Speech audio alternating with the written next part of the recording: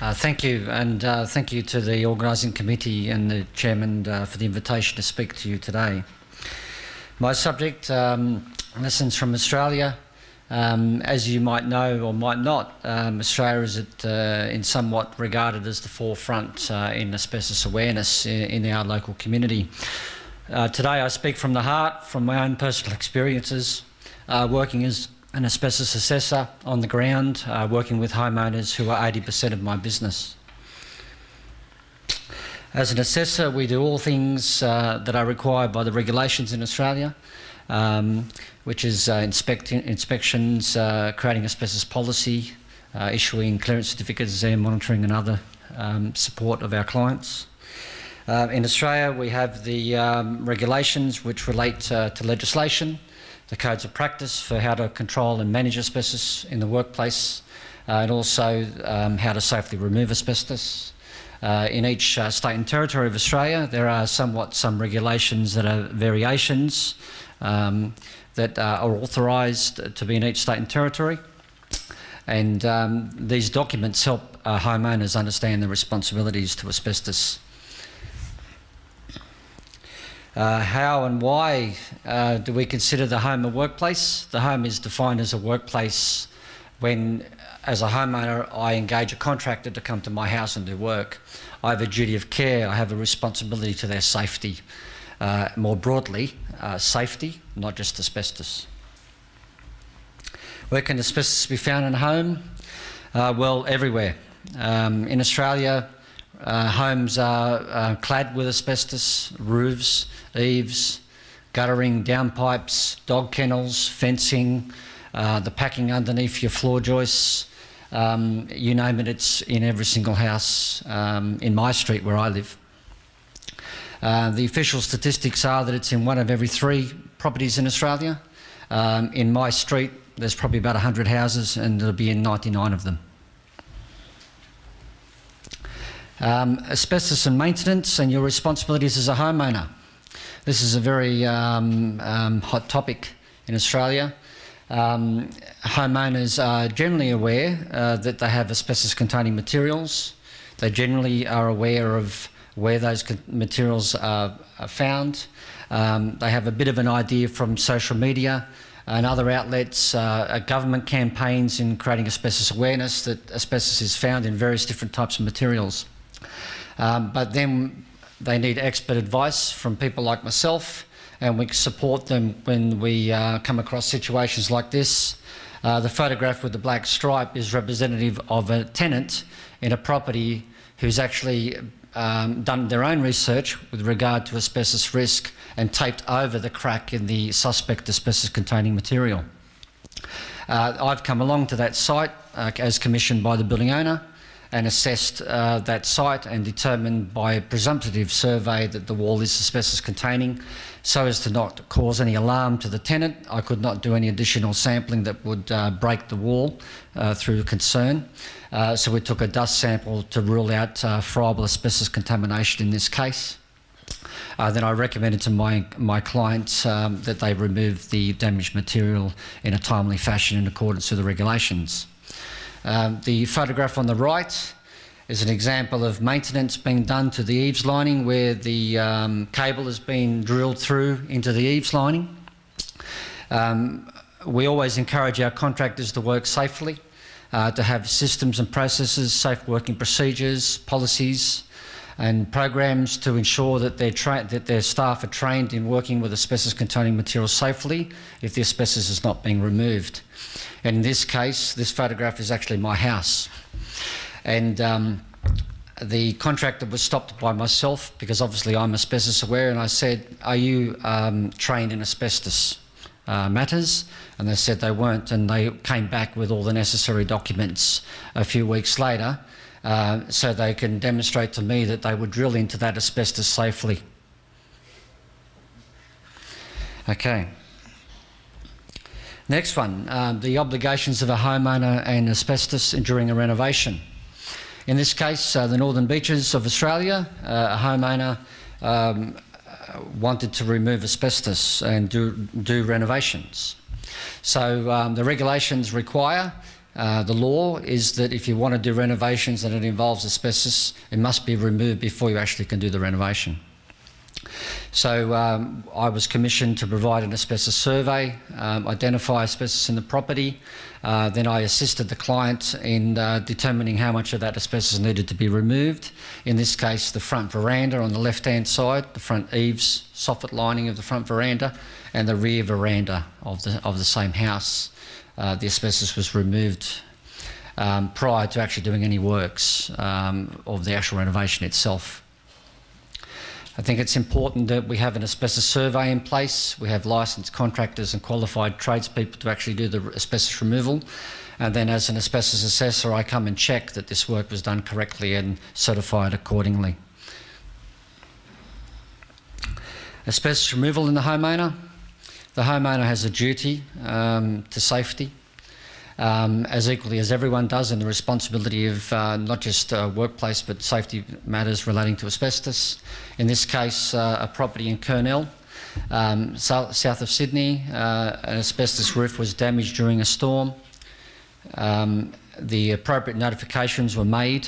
In Australia, the regulations require the contractor to notify the next door neighbours of the date and time of asbestos removal prior to its removal, as a minimum 24 hours notice.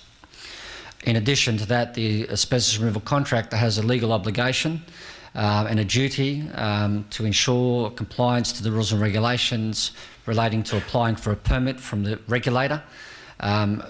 In Australia, a council is not required, local government is not, no approval is required to remove asbestos, only a permit from the regulator for both friable and non-friable asbestos removal greater than 10 square metres non-friable, and any amount of friable asbestos needs to have a permit applied to the regulator, Safe Work New South Wales in my case.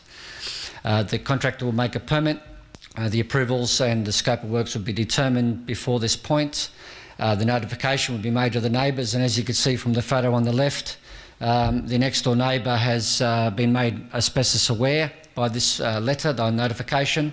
They've closed all the windows the day before the works. They've taped up with plastic the vents in the walls, and they've taken the clothes off the clothesline, so as to ensure that them as a next door neighbour is not affected in any way by the proposed asbestos removal works. Asbestos removal and demolition.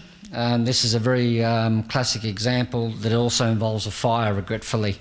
The photograph on the left is pre-fire condition, a photo courtesy of Google. The photo in the centre is obviously as a result of the fire. My assessment determined that the entire house, its contents and the car inside was all considered as asbestos waste, and the entire house was removed as asbestos waste, 80 tonne, and disposed of accordingly. And this was done by Class A licence holder, friable asbestos removal. Even the soil in some respects was removed as asbestos containing material. We also respectfully decontaminated some sections of the next door neighbours' properties that were duly affected, and our esteemed friends from the fire brigade had cordoned off the area in advance with what we call hot zone tape in Australia, and other notifications to local authorities. This demolition did not require local government consent. It just was done in the interest of public safety.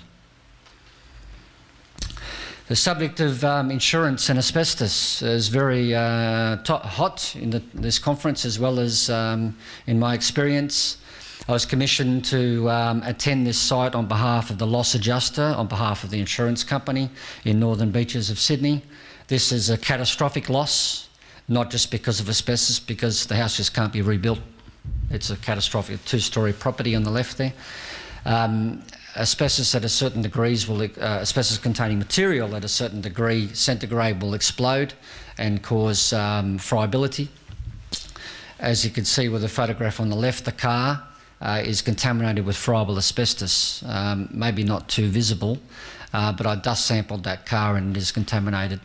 So my report was prepared for the insurance company's benefit, and I offered a remediation solution which included the total demolition of the house as asbestos waste, including the removing of the land and soils and trees affected, as well as the disposal of the car as asbestos waste.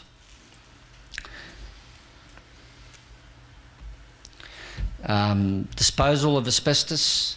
In Australia, as is equally in the world, the tipping and fly tipping and dumping of asbestos is actually a very big problem. We still see occasionally, I still see myself from my own experience, fly tipping, and I get commissioned by various local agencies, local government, to give advice. They have their own policies and procedures in place to deal with this. A photograph on the far left demonstrates the double wrapping in plastic of the correct transport of asbestos materials to the approved facility to take the asbestos waste. This case is double wrapped, in actual fact it's quadruple wrapped in that case, pertaining to transporting asbestos. And in Australia you must have an accredited company transport asbestos, and you must have an EPA tracking document, which is called a consignment notice, that authorises the tracking from point A to point B. Otherwise you can't take it, the tip won't take it. More information about asbestos awareness. The Burning Mountain Foundation, Advocates, Asbestos Disease Foundation of Australia, various other websites. Asbestos Safety and Eradication Agency can give you more information about asbestos awareness. State and territory governments have each asbestos awareness aspects of their pages. I'll direct you to those. Thank you very much for your time and your attention to my presentation.